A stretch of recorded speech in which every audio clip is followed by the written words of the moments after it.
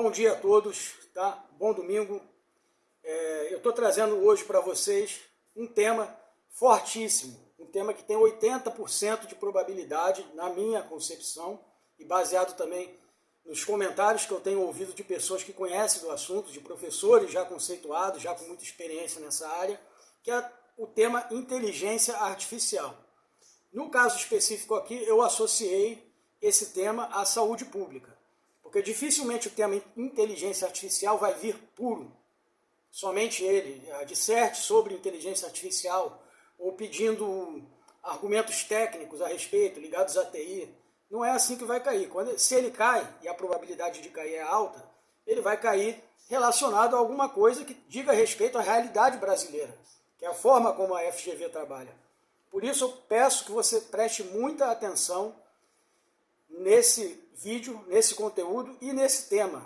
Até porque, como eu já falei, ele pode ser ligado, conectado a diversos outros temas que também você provavelmente, quem está se preparando com seriedade, está abordando, que é saúde pública, segurança, justiça, meio ambiente, política em geral. Ou seja, esse tema ele pode ser correlacionado a um sem número de outros subtemas. E dessa forma a banca, creio eu, vai elaborar o seu tema, certo? Então preste muita atenção, tá? O meu nome é Guilherme Guida, eu fui aprovado em 7º lugar no último concurso da Defensoria Pública do Rio de Janeiro para a 6ª região, e nós vamos tratar agora desse tema que está aqui na tela. Como vocês podem ver, é uma proposta muito quente, muito forte, e nós propusemos, tá? Eu montei esse tema, é um tema inédito, que é saúde pública versus inteligência artificial, né? Esse é um nome que eu coloquei só como referência. E aí eu fiz o quê? Eu extraí um artigo, né, não publicitário, um artigo jornalístico, da Agência Brasil, que também é uma das agências, uma das empresas jornalísticas que a FGV utiliza para colocar os seus textos motivadores. Então tenha também em mente isso, saiba procurar as fontes da banca, que a banca possui fontes, eles não inventam uma notícia da cabeça deles, eles poderiam fazer, mas não é assim que acontece. Eles pegam coisas factuais, da realidade, coisas que estão acontecendo no momento, nos últimos meses, principalmente nas últimas semanas, certo? Então, eu dei uma editada, porque o artigo era maior, e a FGV faz isso também, quando o artigo é muito grande, ela tira, enxuga e deixa os pontos principais, e ele trata do ranking, né, da posição no ranking que o Brasil ocupa nas publicações acadêmicas sobre IA. É uma notícia positiva a respeito do Brasil, né? O Brasil conta com 144 unidades de pesquisa relacionadas à IA, o que coloca o país como um dos principais polos de IA na América Latina. E você vai ver também que no mundo.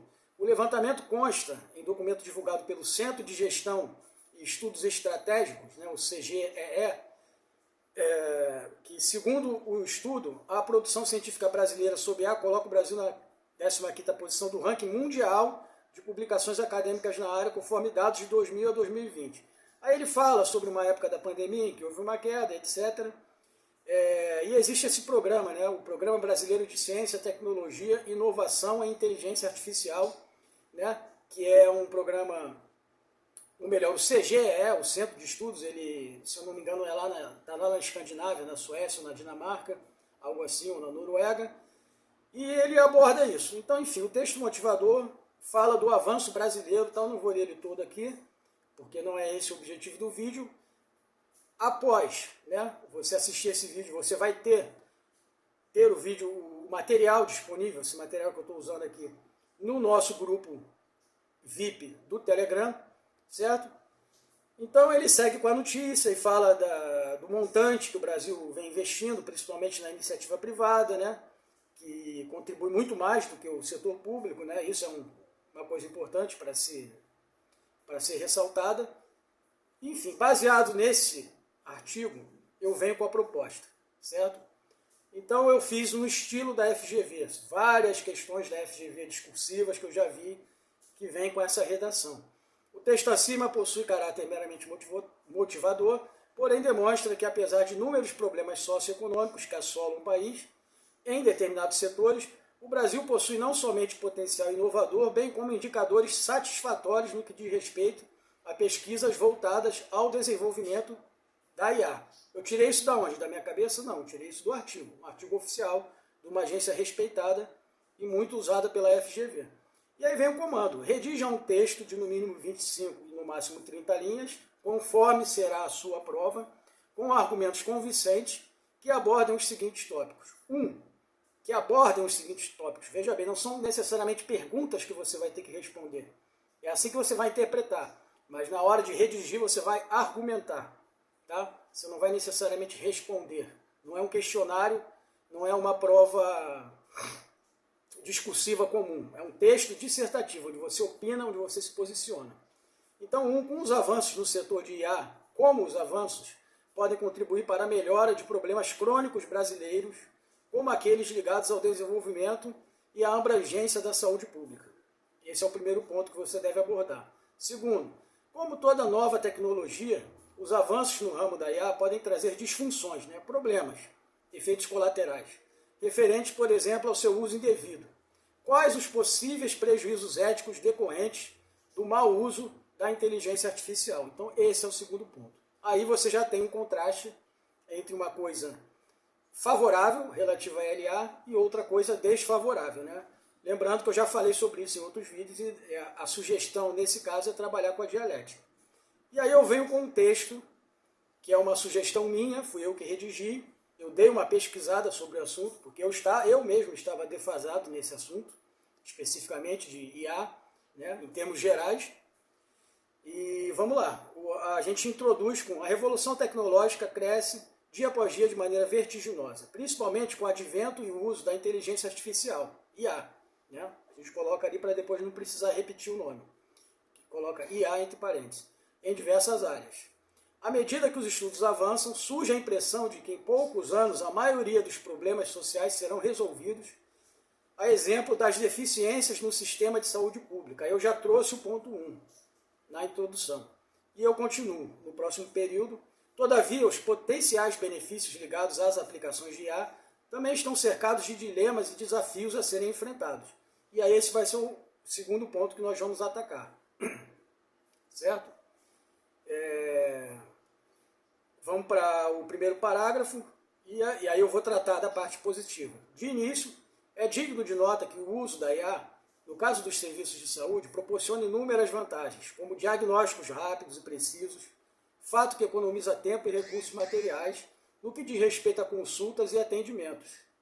Além disso, conforme a Organização Mundial da Saúde, OMS, também é possível otimizar a triagem de doenças e o aumento na eficácia de tratamentos, além de ser uma excelente ferramenta no processo de reabilitação dos indivíduos. Em termos de Brasil, aí eu vou fechando o foco, que a gente está falando da saúde pública no Brasil e não no mundo em termos gerais. Conforme eu trago o argumento de autoridade, que eu pesquisei, e que ele vai ficar na minha cabeça, na sua, para o dia da prova. Conforme a doutora Rosária Moraes Torres, da Universidade Federal de Minas Gerais, se você não lembrar o nome da pessoa no dia da prova, você lembra que é um estudo proporcionado, patrocinado pela UFMG. A inteligência artificial pode contribuir para o enfrentamento das doenças tropicais que prevalecem em regiões com recursos e infraestrutura limitados. Dentre as inúmeras vantagens, ela cita, ela, a doutora, a possibilidade de detecção precoce de surtos de doenças tropicais, aquela coisa, malária, dengue, dentre outros, mediante o uso de algoritmos capazes de armazenar e analisar dados de pacientes, associando-os a fatores ambientais. Isso permite que as autoridades de saúde sejam proativas ao evitar a propagação de doenças, ou seja, se posicionar por antecipação e não agir de forma reativa, Tentar prevenir e não remediar, conforme diz o ditado. Apesar, aí eu vou para o parágrafo 2º e vou abordar o quê? O ponto 2. Apesar dos benefícios citados, o uso dessas tecnologias deve primar pela ética e o bem-estar humano em primeiro lugar. Desse modo, é necessário que as autoridades envolvidas nesse processo de mudança estejam atentas à preservação dos dados compartilhados, porque quando a gente fala de IA, a gente está falando de quê? Big Data, compartilhamento de dados, A inteligência artificial se nutre disso, é como a gasolina para o carro. A inteligência artificial só funciona com dados, E quanto maior a quantidade e a qualidade dos dados, melhor funciona um sistema de inteligência artificial, né? Preservação dos dados compartilhados. De acordo com a Lei Geral de Proteção de Dados, LGPD, que possui, dentre outros princípios, a transparência, a segurança e a responsabilização, então eu trouxe isso da lei, que também cai na prova, faz fundamental estar atento ao compartilhamento de informações sensíveis, que é outro assunto do qual trata a LGPD. Informações sensíveis, como aquelas relativas à saúde do cidadão, né, nesse caso específico. Devido a isso, o poder público deve envidar esforços para que tais informações não sejam ilegalmente propagadas, coisa que acontece, coisa corriqueira, né? Você percebe que um cara de um banco que você nunca ouviu falar na vida liga para você, como é que esse cara descobre meu telefone, meu e-mail, meu WhatsApp? Como aquelas relativas à saúde do cidadão. Devido a isso, o poder público deve evitar esforços para que tais informações não sejam ilegalmente propagadas, ao ponto de vazarem indevidamente para seguradoras de saúde ou mesmo grandes empresas que, fazendo mau uso dos dados pessoais disponíveis, discriminem os indivíduos com base em informações estritamente pessoais, referentes à sua saúde. É o que acontece. Planos de saúde têm acesso, por exemplo, aquela história, né, do relógio da Google, que mede a sua pressão, a sua pressão arterial, a sua temperatura corporal, ele manda tudo isso para o Big Data e aquilo vai parar, custando muito caro, a grandes empresas seguradoras de saúde que já vão saber mais ou menos a condição de saúde do indivíduo quando digitar o CPF dele lá. Isso ainda acontece muito, é uma coisa dificílima de combater, é um desafio, tá? Conforme eu usei aqui essa palavra, certo? É um desafio às autoridades combater isso. E é praticamente impossível, na minha opinião pessoal. Mas, na minha opinião, aqui só importa para o que diz respeito ao texto. E eu venho com a conclusão. Portanto, diante de todos os benefícios oriundos das tecnologias ligadas à IA na área da saúde, o profissionalismo e a ética no uso de dados são essenciais. Desse modo, é fundamental unir tecnologia e ética, com vistas a desfrutar de todas as vantagens proporcionadas pelo uso da IA na saúde pública, sem que isso possa ocasionar prejuízos à sociedade e com respeito aos princípios constitucionais. Ponto final. Acabou. Está aí a redação. Um texto simples, enxuto, limpo, coeso, conciso, como a banca espera que você faça lá no dia da sua prova, ok? Então, se você gostou desse vídeo, você clica aí no like, você compartilha, você ativa o sininho, tá? E se você deseja adquirir esse material, né, são 2 páginas, basicamente, mas que eu considero muito ricas, que podem ajudar muito você na sua preparação, você clica no link também do nosso grupo VIP do Telegram, que ela vai estar disponível lá, ok? Então é isso, eu vou ficando por aqui e desejo bons estudos a todos. Um abraço.